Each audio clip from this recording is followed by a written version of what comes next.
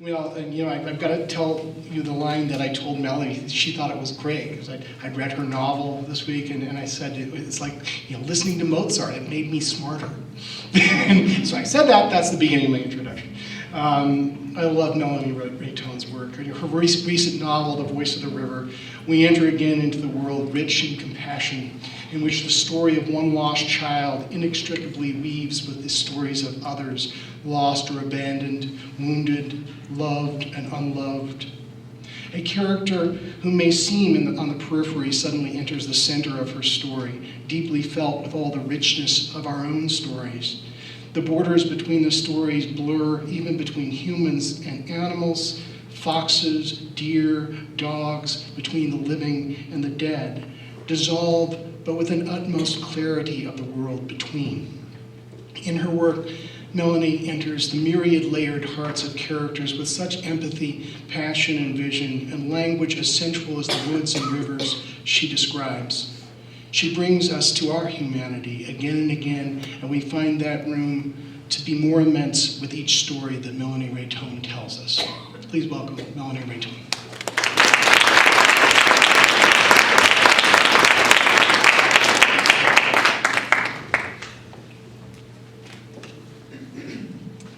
Thank you, Joel. I'm going to read from a piece in progress called Vanishings. It's hybrid poetry, fiction, and nonfiction, and this little excerpt is called Galaxies Beyond Violet. Yes, it's true. The bees are vanishing, not just dying, but disappearing, buzzing away from the hive at dawn and not returning. Their bodies are perfect. On the seventh day, God did not rest. God began to imagine the honeybee and the flower. Time blossomed into light, the infinite possibilities of perception. 100 million years of thought, and even now, the evolution of love continues. Our strange sister, who but God can fathom? 2 compound eyes, each with 6,900 lenses. 4 filigree wings beating 230 times per second. Behold the honeybee, 13 millimeters long, 99 milligrams. I make myself in her image. As she flies, foraging for nectar and pollen, the friction of wind through feathery hairs builds a static charge, her body electric. Above or below, the flower opens, infinite blue, worlds of yellow, a murmuration of white shimmering into 13,800 lenses. She's blind to red, but sees a universe we can't know, galaxies beyond violet. So lovingly she lands. Pollen jumps into the hairs of her charged body. Hidden in the flower's folds, she plunges the tube of her proboscis deep, flicks her long tongue, sips love's holy nectar. She can drink herself drunk and buzz away dizzy. Each time she rises, her body glows, dusted with pollen. All day she moves, transferring life one flower to another, fertilizing ovaries that swell to ripen fruit and feed the world. 5,000 blossoms in a day, 175,000 in her lifetime, 40 days. Until her wings wear thin, until her tattered body falls and fails. She pollinates apples, pears, pecans, strawberries, avocados, almonds, squash, kiwis, oranges, peaches, soybeans, cherries, papaya, pepper, mango, coffee, blueberries, grapefruit, cantaloupe, broccoli, lemons, lime, clover, celery. Behold the honeybee, who makes your life possible. She is the spark between, Without her, they cease to be, and we soon shall follow. Imagine pollinating your own blossoms, scrubbing anthers, gathering pollen, carrying your treasure home in tiny baskets, remembering to dry it for 2 days at precisely the right temperature, returning to your fields and orchards, lying on your belly in the dirt or climbing high to fertilize each flower. You carry a tiny duster made of bamboo and chicken feathers.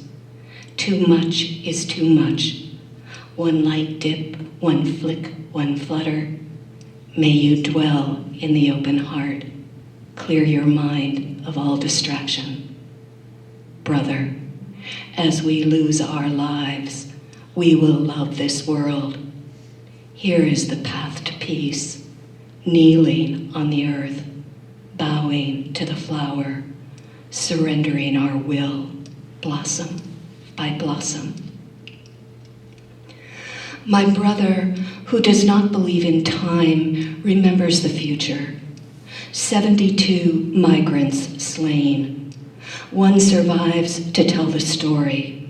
One walks 13 miles, pressing his hand hard against the wound in his neck.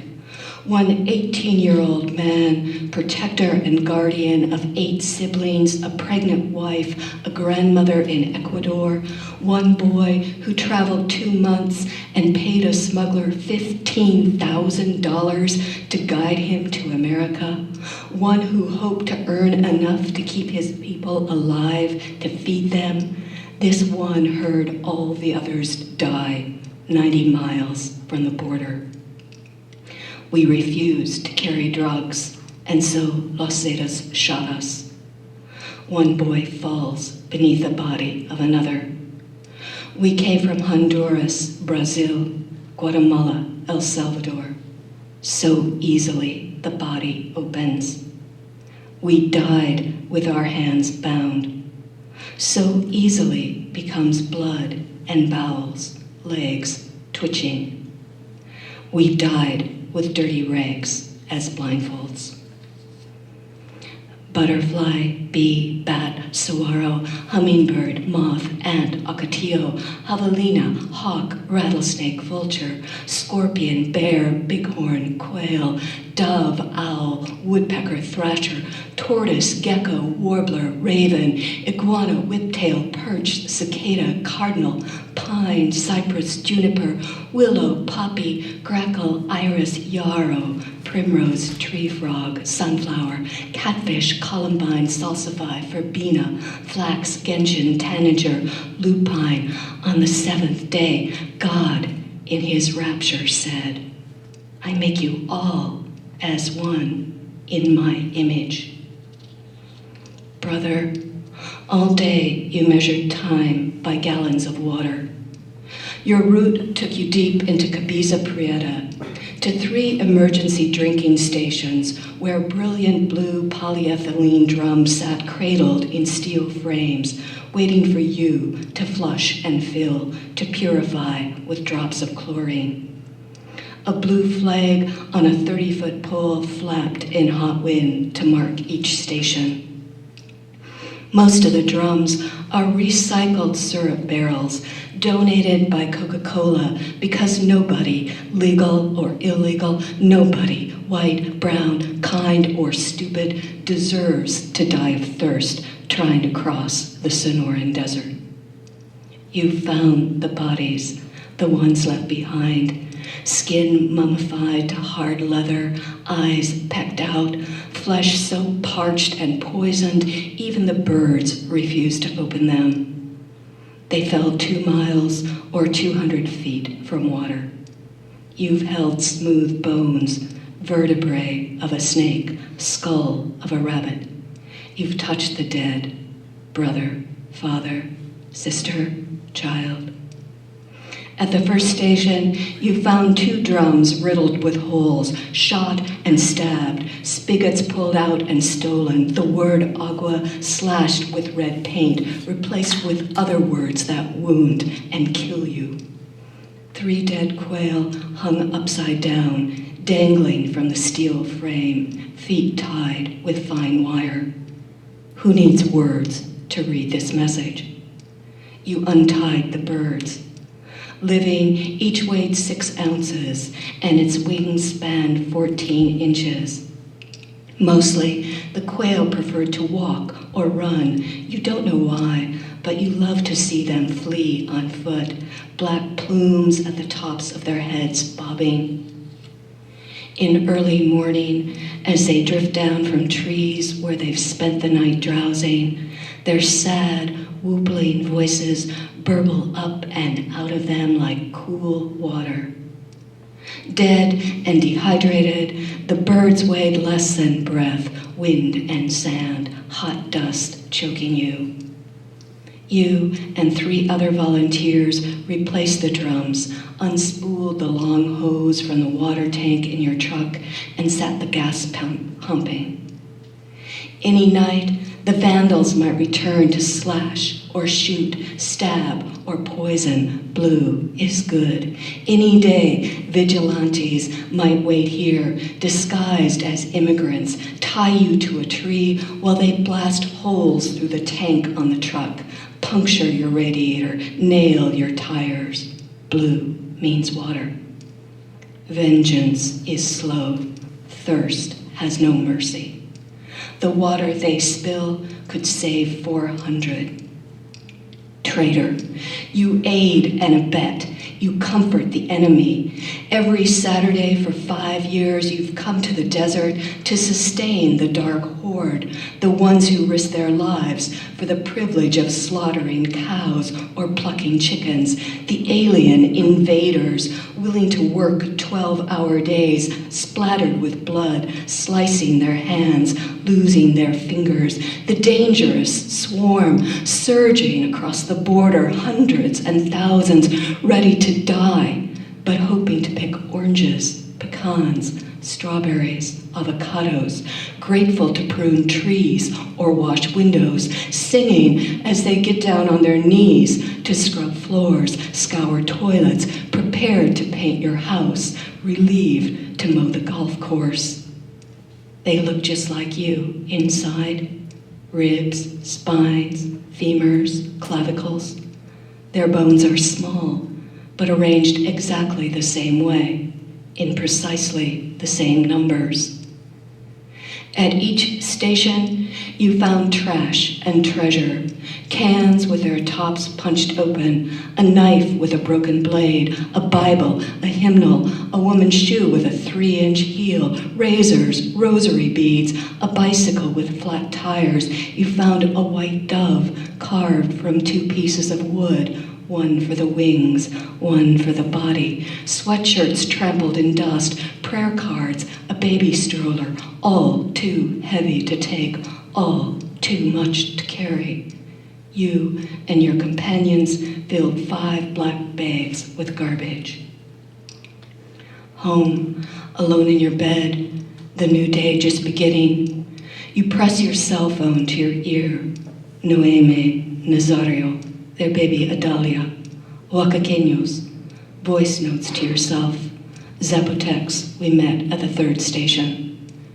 You washed and bandaged Noemi's feet, bruised and blistered, too swollen to fit in her shoes, water hurt, bones broken. You pulled spines from their hands, each wound flared, hot with infection. We gave them antibiotic ointment, moleskin, lip balm. You tried to persuade Nazario to let you transport them to a hospital, but no, por favor, no, gracias.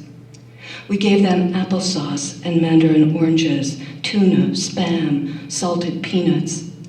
Adalia was still flushed and fat, thriving on her mother's milk, but yesterday the milk stopped coming. We gave them formula and a bottle, diaper wipes and 6 diapers. You tried again. Your wife can't walk. Please, for the baby.